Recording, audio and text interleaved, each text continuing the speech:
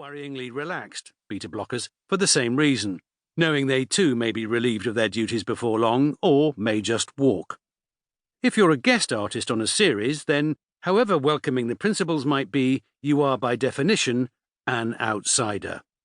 As everyone else mingles and brays and says, "See you in a bit," like they're at a glittering cocktail party that's never going to end, you hang around the edges of the room, gradually deconstructing your styrofoam cup until it resembles a piece of failed origami with a brown drip.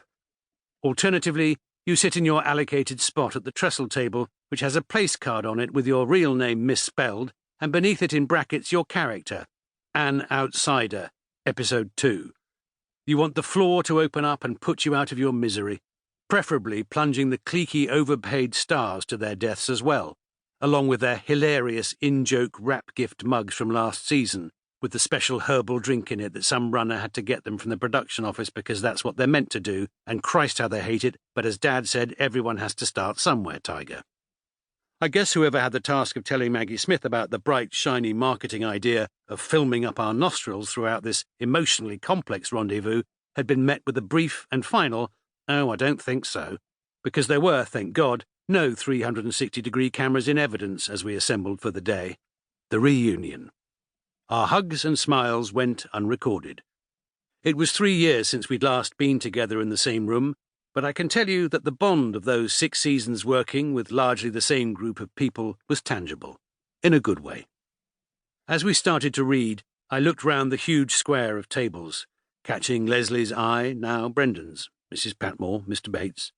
A shared smile and a shake of the head, almost of disbelief. Who would have thought it? And then Liz Trubridge, one of our executive producers, the one closest to the cast and its welfare from day one, who had been going to leave after the 2nd season to pursue other projects, but had said to me one day, "I can't leave. This show's in my blood now." I suppose that's how we all felt as the series continued to roll out around the world. We were standing in a garden in Dorset, watching a camera track being laid for the next shot, when Julian Fellowes first told me about Downton Abbey. He was directing me in a film called From Time to Time. Maggie Smith is brilliant in it. Well, what else would you expect? Seemingly half the future cast of Downton Abbey were in it too. "You writing anything else at the moment?" I asked.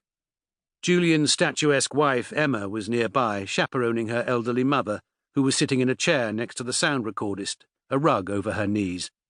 "Now, Mummy, when that man over there with the walkie-talkie says, 'Action,' you zoop," said Emma firmly, zipping her mouth with one hand and adjusting Mummy's blanket with the other. "Well, yes," Julian answered me. "A number of things on the go, as a matter of fact." In a blazer and tie, he was without doubt the most smartly dressed director I had ever worked with. "There's a 4-parter about the Titanic. I've got 2 book adaptations in the works. Oh, and one idea that's set in a country house before the Great War. Gosford Park territory, but earlier." He paused before adding, "You probably think you're too young to play a dad." "Well, I am a dad." "Of 3 girls, marriageable age?" "Well, once it's ready, let's see." 10 months later, I read the first episode. I couldn't put it down. The way the characters, as yet uncast, popped off the page was rare. I could see them in my mind's eye, and I could hear them too. All too often, you can blank out the name of a character in a script and not be able to tell who is speaking. The setting was grand yet homely, the pacing snappy, like that of a soap opera. It was no surprise to learn that Julian was a fan of Coronation Street. The characters intriguing, endearing, and convincing. And as I turned the final page, I wanted to know what happens next. At the time, period dramas were out of fashion with British broadcasters, and none of the US channels were interested either. Only PBS Masterpiece put its hand up. Nevertheless, Carnival, the production company commissioned to make the show for ITV in the UK, wanted a 3-year option on its cast. "But as we all know," said Gareth Neame, the executive producer and managing director of Carnival, "it probably won't run beyond the first 7 episodes." "Well, Donna, I quite like it," is what I actually said to my agent. She shrugged. "OK, it's up to you." Some people change their agents like they change their underwear. I've worn mine for more than 30 years. In fact, I've been with my UK agency longer than my agent has. Donna started as an office junior at Marina Martin Management. After 10 years...